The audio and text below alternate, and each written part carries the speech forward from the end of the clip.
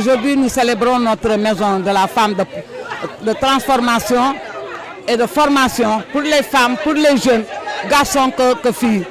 Donc je suis très contente parce que c'est un long projet qui a fait presque 7 ans ou même plus de 7 ans. Financé par le PPAB, c'est lutter contre les bidonvilles en Afrique. Et Grand Yoff faisait partie, surtout Arafat. Donc il y avait un problème. Tu sais que Grand Yoff, c'est une commune qui est vulnérable. Donc quand j'étais partie en Belgique, on m'a demandé qu'est-ce que vous voulez. Je dis qu'il faut construire une maison de la femme et bien équipée pour que les femmes puissent travailler et gagner leur pain pour leur famille et pour leurs enfants. Donc ils étaient d'accord, ils m'ont financé ce projet-là. Et tu sais que, comme je l'ai dit, il y a 65 en Afrique et 160 villes qu'on doit restaurer. Donc j'ai défendu ce projet-là, mais j'ai défendu aussi le projet de Liberté 6 Baraka.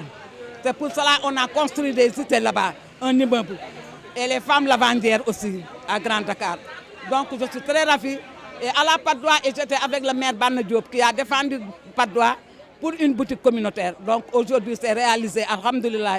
Et nous remercions ONU Habitat et nous remercions le ministère de l'Habitat, donc qui ont tout fait pour que ce bâtiment-là puisse se debout. Donc on dit merci à Dieu, mais merci à eux aussi. Les femmes de Grand Yoff sont très contentes parce qu'on n'avait pas où travailler. On poussait les lits, on poussait les chaises pour pouvoir faire la transformation dans le salon. Donc aujourd'hui, grâce à Dieu, nous avons cette maison-là pour pouvoir bien travailler. Ce projet-là consiste à l'autonomisation de la femme. Pour gagner leur pain, ils seront là aujourd'hui pour faire travailler et vendre à l'extérieur et ici aussi. On demande à l'État de nous aider pour les frais. Les frais sont chers. Chaque produit, 30 000 francs. Les femmes n'arrivent pas à payer ça. Donc nous le demandons la main, tendons la main. Et au ministère de la Femme de nous aider pour les frais, même s'il faut de les subventionner, pour qu'on puisse bien travailler et exporter à l'intérieur, à l'extérieur.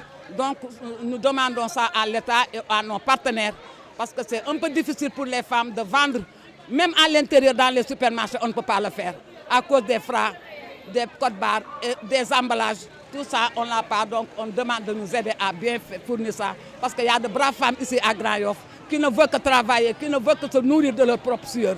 ONU Habitat a participé donc grandement à l'élaboration du programme participatif d'amélioration des bidonvilles, donc le PPAB, incluant 35 pays dont le Sénégal faisait partie. Grâce à ce programme et notamment à l'appui du ministère de l'Urbanisme et des collectivités territoriales de l'aménagement du territoire et en accompagnement avec la présidente du réseau des femmes de la commune de Grand Yoff, nous avons pu aboutir donc à l'élaboration et à la construction d'un local donc, communautaire pour pouvoir donc, transformer les produits céréaliers. Pour nous, c'est donc un grand succès parce que ça nous permet vraiment de montrer que donc, à travers un programme global, un pays peut donc se l'approprier, une commune peut également se l'approprier. Et les femmes, maintenant, sont vraiment porteuses de ce projet-là. Et c'est vraiment une exemplarité. Alors, par rapport aux mesures d'accompagnement, par rapport à tout ça, donc, comme on a expliqué, on a mis une première pierre donc, à Grand Yoff. Ce qu'on attend maintenant, c'est donc de vraiment pouvoir apporter un suivi en mobilisant des partenariats donc, supplémentaires, en essayant également donc, d'accompagner la municipalité à aller vers des mobilisations de ressources supplémentaires également pour pouvoir accompagner l'accompagnement économique et local donc, de ce local si précis, mais aussi de favoriser donc, la participation des jeunes filles, des jeunes également, des étudiants aussi, à vraiment être donc, acteurs même de ce projet. On espère aussi pouvoir mobiliser des fonds supplémentaires avec donc, des bailleurs de fonds et des coopératives et des coopérations surtout pour pouvoir aller vers une restructuration donc, de Arafat et de Grand Yoff. Le projet communautaire de transformation de produits et légumes est un projet qui a été initié par ONU Habitat dans le cadre du programme participatif d'amélioration des bidonvilles en relation avec le ministère de l'Urbanisme, des collectivités territoriales et de l'aménagement du territoire à travers la Direction générale de l'urbanisme et de l'architecture. Et en relation aussi et toujours avec l'appui de la commune de Grand Yoff qui vraiment nous a beaucoup accompagnés dans le cadre de la mise à disposition de l'assiette foncière. Maintenant, c'est un projet qui est connexe au projet de restructuration et de régularisation foncière de Grand Yoff. Et ce projet communautaire va permettre vraiment d'améliorer les conditions de vie et surtout les sources de revenus des populations qui sont en train d'occuper les quartiers précaires. Il y a eu 2 phases qui avaient été déjà réalisées et cette 3e phase concernait vraiment la construction d'un local de transformation pour permettre vraiment l'autonomisation des habitants de ces bidonvilles et, comme on l'a dit aussi, permettre d'améliorer leurs sources de revenus. L'autonomisation des femmes, nous nous sommes toujours battus pour cela. Ça fait des années. Même au niveau du département de Dakar, à l'époque, avec le comité national des femmes du département de Dakar, nous avions beaucoup travaillé sur ça. Et lorsque je suis arrivée à la mairie de Dakar, ça faisait partie de mes priorités. Parce que j'avais vu beaucoup de femmes qui étaient dans le besoin et qui n'avaient aucune formation. Qu'est-ce que nous avons fait au niveau de la ville? Nous les avons formées.